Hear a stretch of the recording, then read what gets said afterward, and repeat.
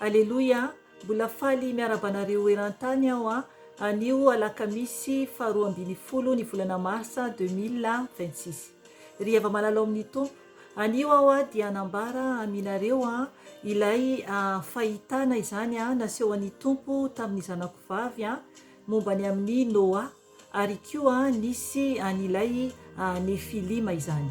Araky ny nambarako teto tamin'ny video teo aloha dia nozaraiko roa zany ilay izy, dia anio zany no toyany ilay video anankiray izay nataoko tamin'ny video lasa teo aloha. Ry havana mangataka aminao aloha zahako hiarivavaka isika ametrantsika izao eo anatrehan'i Jesosy Tompo, satria azy ny asa, izy no asandratra ary izay tiany ihany no oka ho voambarako eto mba ampahery anao ary koa ampihiratra ny masom-panahintsika tsiraray avy satria ny tompo dia mbola mampiseho zava-miafina amintsika izy hatramin'izao vanandro iainantsika izao. Ry havana misy Andriamanitra ary Andriamanitra mahagaga izy rehefa tena manatona azy isika ka mankatoa azy. Hiara-hivavaka isika tompoko. Jesosy Tompo, misaotra mankasitraka anao. Misaotra Jesosy satria ianao no Andriamanitra. Ianao no deraina, ankalazaina ary asandratra. Mangataka aminao aho Jesosy andray ny contrôle an'izao fotoana izao. Oka ny ranao andrakotra ay sy ny ankohonako tsiraray avy Jesosy. Afeno eo ambany tana maherinao Jesosy izahay sy ny zanakao tsiraray avy koa eran-tany Jesosy. Tompo malala ianao nefa ny tenero ny devoly. Kami ny anaranao Jesosy no andidiko sy androahako ny asa maty satana rehetra, zanatsipika izay mitady hanafika anay dia adorana amin'ny ranao zany Jesosy Kristy avy any Nazareta. Tsy manan-kery, tsy manam-pahefana aminay fa efa resy ary efatotra amin'ny ranao Jesosy ary atsipy andavaky ny elo ny asan'ny fahavalo rehetra izay mitady hanelingelina anay, izay mitady hanafika anay dia tsy manan-kery ary tsy mahakasika anay izany. Fa ny ranao Tompo no manda afo manodidina anay tsiraray avy. Ka misaotra Jesosy, misandrata Jesosy mangataka ny fanahy masinao koa Tompo, oka ny fanahy masinao no ampiteny eto, oka ny fanahy masinao no hikasika koa ny zanakao tsiraray avy ny amin'izay tianao ampifoazana an'izy ireo ny amin'ny témoignage izay ho ambarako eto ho an'ny zanakao eran-tany izany, satria izay Jesosy dia mila anao zay fa tsy mahavita tena amin'izao tany diavina izao satria malama ity tany ity. Ka misandrata Jesosy ampianary foana izay Jesosy Tompo, foazy foana Jesosy ny fanahinay mba tsy ho ringana ety amin'ity tany ity izay. Ka misaotra Jesosy misandrata Jesosy oka ianao no hita sy hoen'ny olona Jesosy fa izaho kosa dia mpanompo kely sy bitika indrindra ary afeno ao ambany tana maherinao Jesosy Tompo, fa misandrata ianao satria ianao no Andriamanitra, ianao rery ihany no ambara, ianao rery ihany lay masina hatramin'ny taloha indrindra sy ankehitriny ary mandrakizay doria. Misaotra Tompo, amin'ny anaranao no angatahako izany vavaka izany, misaotra Jesosy malala aleluia, ny voninahitra ho anao rery ihany. Amen. Ry ava malala amin'ny Tompo, araka ny teniko teto izany dia hoe nozaraiko roa izany ilay video mombany amin'ilay Nefilima ary koa zany ilay Noa, izay fahitana no hitan'ny zanako vavy mombany amin'ny Noa zany. Fa ilay Nefilima zany dia nofy no naseho an'ny Tompo taminy, afaka jerenao any amin'ny première partie atao amin'ny video alohan'ity video ataoko anio ity zany no manambara no nanambara satria fa passé, nanambara mombany amin'ireo mombamomba ilay Nefilima izany. Misy zavatra adiniko tamin'ny ilay video teo aloha zany nambarako, fa tadidiko eto tamin'ny zanako nanambara mombany ilay hoe Nefilima dia ny teny izany fa isika olombelona izany eo akaikin'izy ireo raha ohatra ka jerena zany ny habeantsika dia toy ny ankizy zany isika eo akaikin'ireo Nefilima izany. Ary izy ireo zany dia ohatrany ahavona trano no ahavony izy ireo izany, zany hoe tena hoe avo be zany izy ireo. Averiko kely aloha fa ilay Nefilima dia ireo zanaky ny atao hoe zanak'Andriamanitra, zany hoe anjely zany tamin'ny vehivavy tetỳ ambonin'ny tany izay mazava tsara ny teny ao amin'ny bokyny Genesisy toko 1 izany oka hovakinao. Misy verse efa nomeko teto tamin'ny video iray teo aloha, afaka jerenao ny verse ary afaka koa jerenao ao anatin'ny description satria misy soratra foana zany ambarako ao mombany amin'ilay verse mba hijerevanao raha ohatra ka hoe tsy hitanao zany ilay izy zany. Amen. Ry havana an'io zany dia anambara mombany amin'ilay fahitana. Ilay fahitana hitan'ny zanako vavy dia vao tsy ela izany. Ilay fahitana mombany amin'ny Noa. Vao tsy ela mihitsy no nasehoan'ny Tompo taminy ilay fahitana. Ry havana alohany anambarako ilay fahitana dia maky ilay tenin'Andriamanitra aloha isika manambara mombany amin'izay zavatra nasehoan'ny Tompo taminy izany, anamarinana tsara zany fa ny Tompo dia mampafantatra izy ao anatin'ny teniny ny amin'ny zavatra zay asehony anay izany. Amen. Zany hoe manamarina foana zany Jesosy, manamarina foana zany ny Tompo ny amin'ny zavatra zay asehony izany. Hovakintsika ao amin'ny bokyny Genesisy toko 1 ihany ilay izy tahaka n'ilay tamin'ilay momban'ny Nefilima zany tamin'ilay video lasa teo aloha. Fa an'io zany momban'ilay amin'ny Noa zany no raisiko izany. Tamin'ny novakintsika teo aloha dia nanomboka tamin'ny andiny voalohany ka hatramin'ny andiny efatra izany nanambara mombany amin'ireo Nefilima izany. Fa an'io zany hovakiko manomboka amin'ny andiny 5 dia ajanoko ohatra amin'ny andiny 7 dia misy verse kely ho raisiko eo amin'ny andiny 7 izany. Hovakiko ny teny amin'ny anaran'i Jesosy Tompo. Ny titra ato amin'ny Baiboly koa eo amin'ny andiny 5 dia mivako toy izao: nanapa-kevitra Andriamanitra fa hamongotra ny olombelona rehetra afa-tsy i Noa. Andiny 5: ary hitany Tompo fa be ny faharatsiany olona tetỳ ambonin'ny tany, koa izay fisainana rehetra forony ny fony dia ratsy ihany mandritra ny andro. Ary ny Tompo nanenina noho ny nanaovany ny olona teto ambonin'ny tany ka nalahelo ny fony. Dia hoy ny Tompo: haringako tsy hisy ambonin'ny tany ny olona izay nohariko, hatramin'ny olona ka hatramin'ny biby fiompy sy ny biby mandady na mikisaka mba amin'ny voromanidina, fa manenina aho noho ny nanaovako azy. Fa i Noa kosa dia nahita fitia teo imason'ny Tompo. Ary izao no tantaran'i Noa. I Noa dia lehilahy marina sady tsy nisy tsiny teo amin'ny olona niara-belona taminy. Eny, niara nandeha tamin'Andriamanitra i Noa. Niteraka 3 mirahalahy i Noa, dia i Sema sy i Ama ary i Jafeta.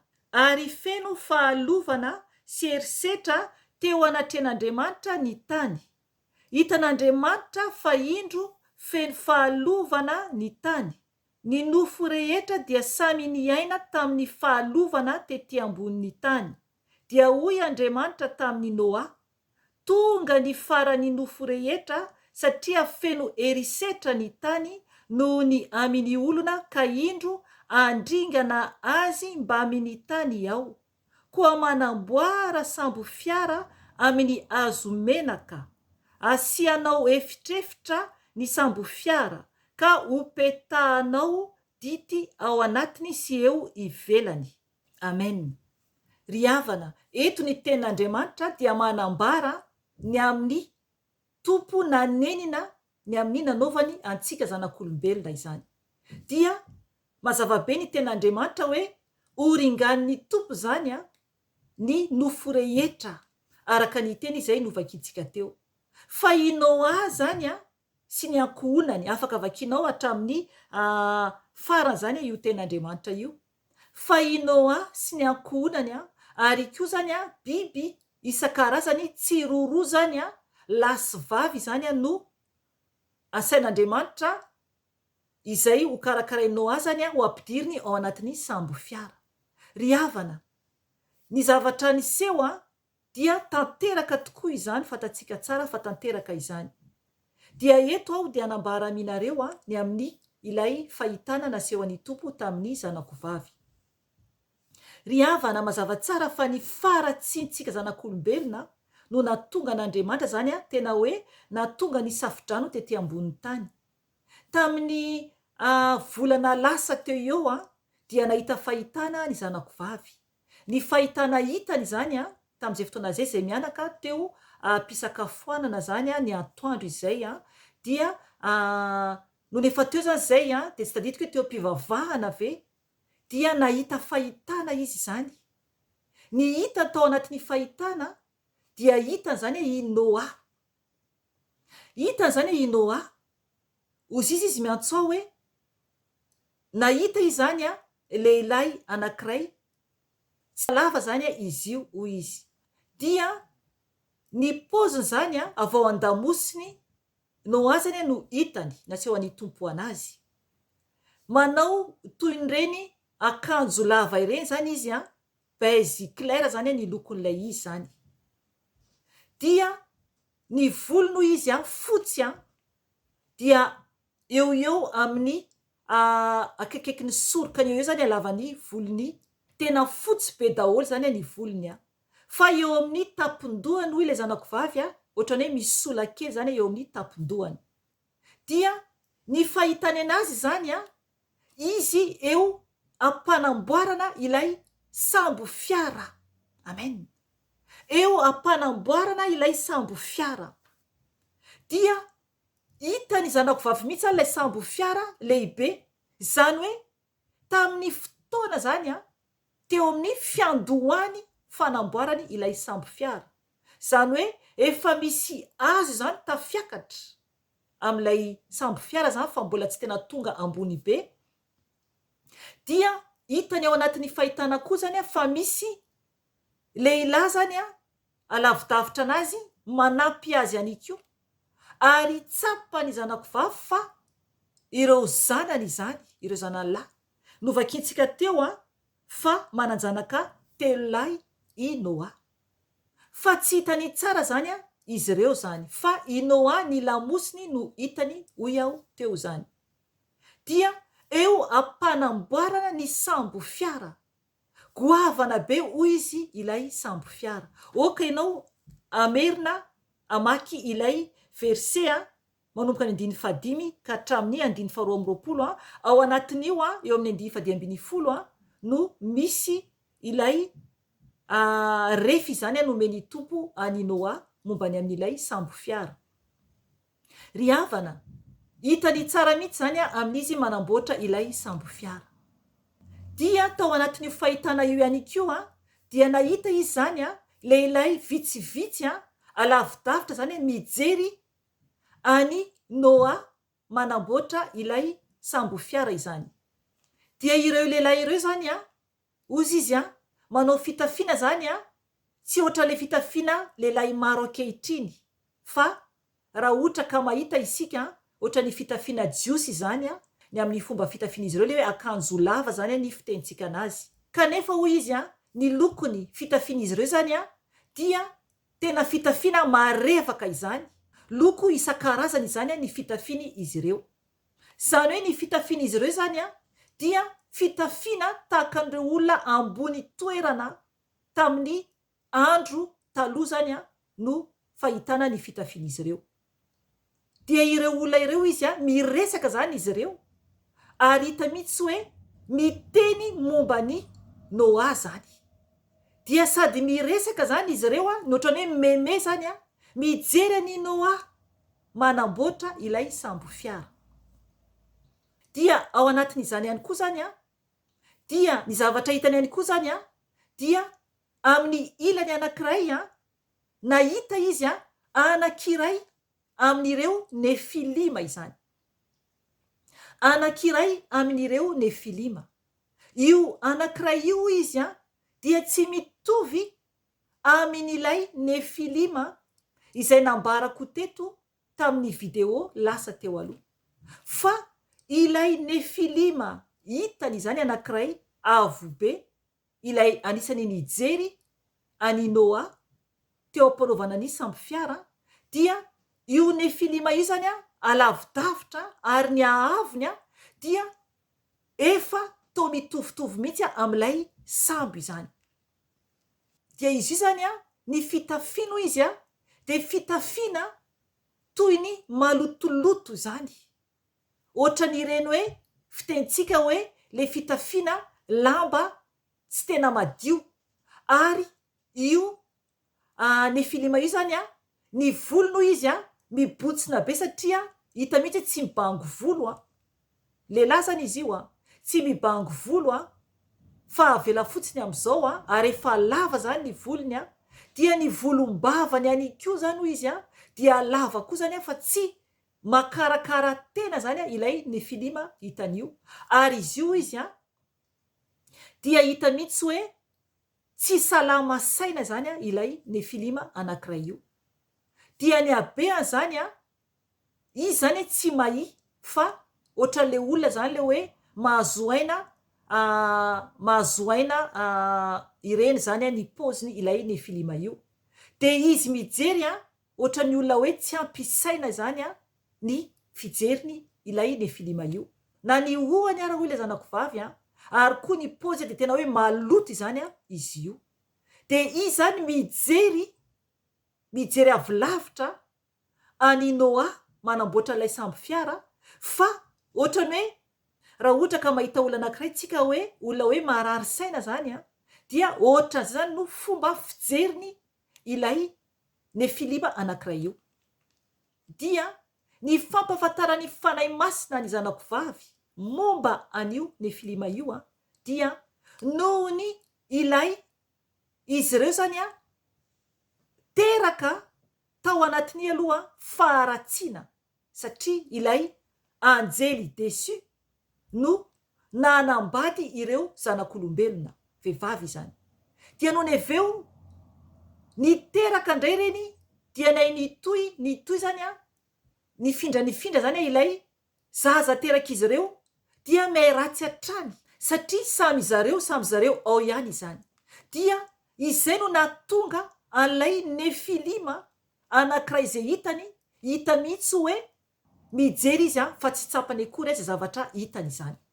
Ry havana, ao anatin'izany rehetra izany a dia i Noa hoy izy dia mifantoka tsara amin'ilay sambo fiara ataony fa tsy mierikerika, tsy mijery ireo gropona lehilahy izay miresaka miome azy alavidavitra. Ary koa tsy mijery ilay nefilima izay mijery azy any koa, fa ny asany no nataony. Ry havana, izay a ny momba an'iny. Dia vao tsy ela koa ny zanako vavy mbola naseho an'ny tompo tamin'ny fahitana ny amin'ny tao anatin'ny sambo fiara. Aleloia. Zany hoe efa tao anatin'ny sambo fiara zany a i Noa no naseho an'ny tompo indray any zanako vavy tamin'ny fahitana izany. Dia hitany izany i Noa mijery ireo biby zany a tsiroaroa zany a izay efa amin'ny toerany avy zany. Nambarany tsara fa hoe ireo biby zany a dia mitokatokana araka ny namany avy ary lasy vavy. Tsy tadidiko a na hoe osy na ondry ilay nambarany tamiko, fa nisy vorona ihany koa nambarany an'iko. De le izy zany a nazavainy tsara mihitsy hoe hitan'izao mihitsy zany ilay osy na ondry a amin'ny plasy anankiray a dia eo akaikin'io a tonga dia biby hafa ihany koa zany to vorona izay, fa tsy misy tena hoe fanasarahana lehibe zany a amin'ilay toerana nasain'ny tompo nataony izany, fa samy mitokatokana zany a izy ireo, samy lahy sy vavy avokoa.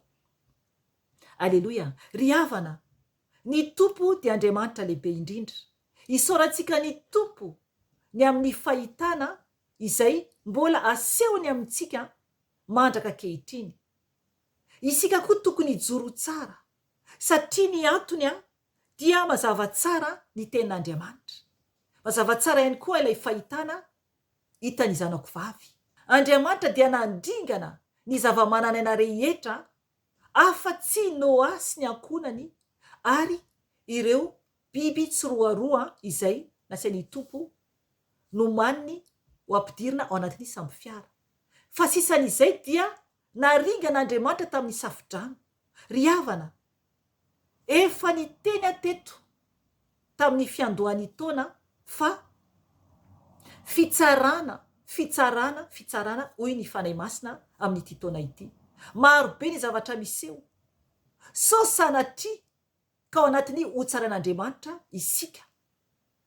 Ry havan'Andriamanitra dia tsy mivazivazy amintsika zanak'olombelona. Oka isika hitandrina ary tena hifo. Ovakiko any 2:10 amaranako izao fotoana izao.